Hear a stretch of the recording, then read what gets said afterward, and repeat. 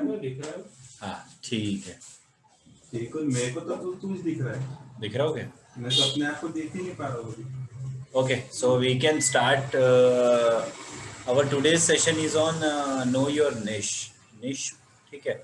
What is niche basically? Niche क्या होता है कि निश बेसिकली कंफर्टेबल और suitable position in your life और योर एम्प्लॉयमेंट. आप जिस चीज़ में सबसे बेस्ट हो, जिस चीज़ में सबसे बेहतर हो, उसे निश कहते हैं. निश इज हिडन. निश आप पता कैसे कर सकते हो? तो निश हम लोग पता कर सकते हैं बेसिकली. निश हमारे लाइफ के पेन में होता है. जो भी हमने बचपन में या हमारे पास्ट में चीज़ें देखी हुई है, उन्हीं में हमारा निश छुपा हुआ होता है.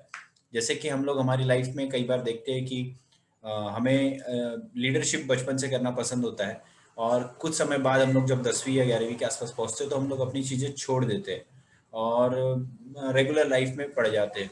लेकिन अगर हम लोग अपने बचपन में जाके वापस देखें तो हमें ये पता चलता है कि मुझे क्या सबसे ज़्यादा पसंद हुआ करता था, और उसके अकॉर्डिंगली हम हमारा करियर डिसाइड कर सकते हैं और हम लोग उस पाथ को फॉलो कर सकते हैं. तो निश बेसिकली हमारे पेन में छुपा होता है.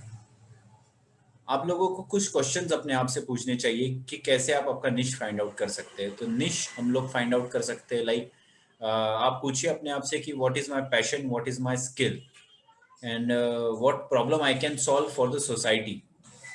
मैं किसकी मदद कर सकता हूँ, whom I can help, and what problem I can deeply care for. मैं किस चीज़ को सॉल्व करने के ऊपर ज़्यादा से ज़्यादा फोकस कर सकता हूँ. मैं कैसे लोगों की लाइफ में वैल्यू एडिशन कर सकता हूँ. मैं कैसे किसी प्रॉब्लम को सॉल्व कर सकता हूँ. क्योंकि आपने देखा होगा कोई भी स्टार्टअप होता है वो बेसिकली एक प्रॉब्लम सॉल्विंग ऑर्गेनाइजेशन होता है. जैसे हम लोगों ने देखा है कि रेड बस बेसिकली एक प्रॉब्लम सॉल्विंग एक्टिविटी है, जिसमें हम लोग एक ऐप में जाके बस बुक करते हैं, वो हमारी प्रॉब्लम सॉल्व होता है. वैसे ही ओला हो गया या उबेर हो गया, ये सारी प्रॉब्लम सॉल्विंग एक्टिविटीज़ है. तो इस तरीके से हम लोग हमारे प्रॉब्लम को सॉल्व करने के ऊपर क्वेश्चन जब हम लोग जब अपने आप से करेंगे तो हम लोग हमारे क्या कह सकते हैं, नीश को पता कर सकते हैं. बेसिकली एक मैट्रिक्स होता है. अगर हम लोग इस मैट्रिक्स में अपने पॉइंट्स को डालते हैं और फाइंड आउट करते हैं तो हम लोग हमारे निश को या हमारी जो एक्टिविटी है, हमें जो पसंद है, उसको हम लोग फाइंड आउट कर सकते हैं. आपने पहला टेबल देख रहा होगा. इस टेबल में हम लोगों ने कुछ पॉइंट्स डाले हुए हैं, जैसे कि problem, severity, awareness, my expertise and market. तो प्रॉब्लम बेसिकली क्या होता है कि आप लोग किसी चीज में हम लोग अगर देखें कि प्रॉब्लम, सपोज किसी की लाइफ में कोई प्रॉब्लम है, आपको उस चीज को सॉर्ट आउट करना है. Problems can be mental health, financial problem. इसके अलावा बाकी सारे जितने भी पॉइंट्स होते हैं हम लोग प्रॉब्लम में इसे पुट कर सकते हैं. और उन प्रॉब्लम्स की सीवियरिटी कितनी है. सपोज किसी की मेंटल हेल्थ की प्रॉब्लम हम लोगों ने यहाँ सिलेक्ट किया, और सीवियरिटी हम लोग उसको देंगे 10 में से एक से 10 के बीच में वो सीवियर कितना है. तो मेंटल हेल्थ इज लाइक 10. 10 की सीवियरिटी है उसकी. और उसके बारे में वो बंदा कितना अवेयर है. तो हम लोग उसकी अवेयरनेस, या फिर लोग मेंटल हेल्थ के बारे में कितने अवेयर है, तो उसके पॉइंट में हम लोग बोलेंगे कि मेंटल हेल्थ में लोग ज़्यादा अवेयर नहीं है, तो हम लोग उसे 5 की सिवियरिटी या 5 पॉइंट देंगे. एंड मेरी उसमें एक्सपर्टीज कितनी है कि क्या मैं लोगों की मेंटल हेल्थ के ऊपर उन्हें गाइड कर सकता हूँ, क्या मैं उन्हें कुछ बता सकता हूँ. तो अपनी एक्सपर्टीज के हिसाब से आप अपने आप को 10 में से यहाँ पे कुछ पॉइंट दे सकते हैं, लाइक 7 और 8 और समथिंग. इसके अलावा आप इसमें मार्केट रिसर्च करके ये पता कर सकते हैं कि इस मेंटल हेल्थ प्रॉब्लम को फाइंड आउट करने के लिए मार्केट में कितना अपॉर्चुनिटी है.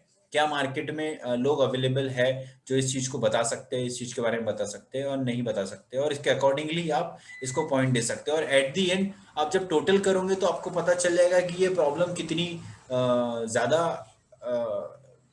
हाई लेवल पे है या लो लेवल पे है. अकॉर्डिंगली आप ये डिसाइड कर सकते हो कि मैं इस प्रॉब्लम को सॉल्व करने के पीछे जाऊंगा या नहीं जाऊंगा.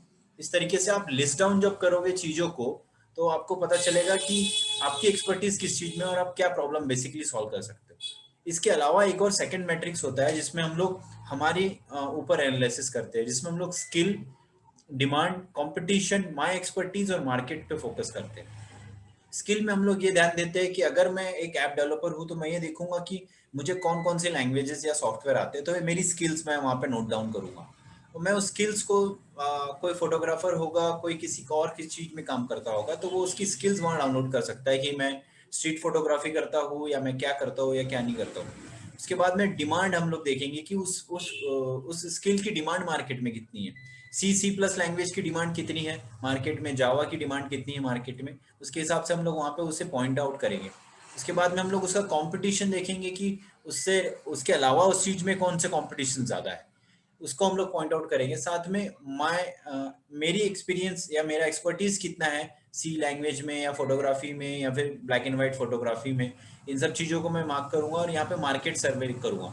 इसके अकॉर्डिंगली मैं एक अपने नीश को, अपने पैशन को यहाँ पे मैं पॉइंट आउट कर सकता हूँ कि हाँ, ये सारे कैलकुलेशंस करने के बाद में मुझे समझ में आ रहा है कि मेरा जो पैशन है वो ये है, और मैं इस मार्केट में इस प्रॉब्लम को सॉल्व करने जाऊंगा और इसके अकॉर्डिंग मैं अपना एक प्रोडक्ट तैयार करूंगा। तो इस तरीके से हम लोग अगर ये मैट्रिक्स बना के चलते हैं तो हम लोग अपने प्रॉब्लम को, अपने निश को, अपने पैशन को फाइंड आउट कर सकते हैं प्रैक्टिकल वे में बेसिकली। उसके बाद में होता है जब हम लोग हमारा निश या हमारा निश को फाइंड आउट कर लेते हैं, तो उसके बाद में हमें ये लिखना चाहिए कि हमारा पैशन क्या है, हमारा विजन, हमारा मिशन क्या है। पैशन बेसिकली ब्रॉड वर्जन होता है जिसमें कि हम लोग ये कह सकते हैं कि Rahul Dongre is passionate for photography. तो ये मेरा एक ब्रॉडर वर्जन है। फोटोग्राफी मैंने ये नहीं बताया कि मैं स्ट्रीट फोटोग्राफी में बात कर रहा हूँ या किसी चीज में। तो मेरा passion like Ankit is passionate for app development, so his passion is app development। तो एक पैशन उन्होंने फाइंड आउट कर लिया। उसके बाद में विजन, विजन बेसिकली स्पेसिफिक होता है। स्पेसिफिक इन द सेंस कि मुझे बहुत नैरो डाउन करना होगा कि मेरा विजन बेसिकली लॉन्ग टर्म में क्या है। सो लाइक राहुल के टर्म में हम लोग अगर मेरी बात करें तो मेरा विजन है कि लोगों के माइंडसेट को बिल्डअप करना, ये और उनको बिजनेस में इन्वॉल्व करना। तो ये मेरा विजन हो गया। ठीक है, तो इस तरीके से आप आपका विजन लिख सकते हैं कि मेरा विजन क्या है बेसिकली। उसके बाद में मेरा मिशन क्या है लाइफ में। तो मिशन ऐसा होता है जिसके लिए that you can live for और you can die for. Mission इस तरीके से होता है कि आप उस चीज को फॉलो करने के लिए कुछ भी कर सकते हैं। आजादी के टाइम पे हमारे लोगों का मिशन था देश को आजाद करना, उसके लिए वो कुछ भी करने के लिए तत्पर होते थे। तो अभी हमारा मिशन, अगर मैं मेरी बात करता हूँ तो मेरा विजन ये है कि मैं लोगों को बिजनेस में लाना चाहता हूँ through their passion. And mission में हमारा सबसे इंपॉर्टेंट चीज होता है नंबर्स। हमें ये स्पेसिफिक करना चाहिए कि मुझे कितने नंबर्स को अचीव करना है या कितने नंबर्स को पाना है। Like my target is to build the passion around build the business around their passion, and I wanted to reach 1 million people. This is my mission basically, to reach 1 million people and influence their life and uplift them, उनको build करना, उनके mindset को तैयार करना, उनके belief को तैयार करना। So this is what my mission is। So इस तरीके से आप आपके niche find out करने के बाद में जब आप आपका passion, vision और mission लिखते हैं तो आपके लाइफ की क्लैरिटी और लाइफ के गोल्स काफी तरीके से क्लियर हो जाते हैं। इसके बाद बहुत सारी और भी चीजें हैं, जैसे कि आप लोग गोल फाइंड आउट, गोल लिख सकते हैं। गोल में भी part time, small goal, weekly goal, monthly goal और ईयरली गोल। तो इस तरीके से आप आपके मिशन, विजन और मिशन को एक साथ आपके गोल के साथ कंबाइन करके मूव ऑन कर सकते हैं। तो this is what we have friends.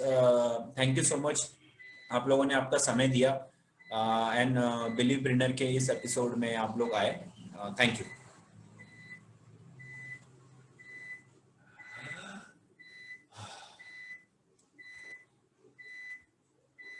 Stop sharing, हो गया बंद करो। Thank you sir. हाँ।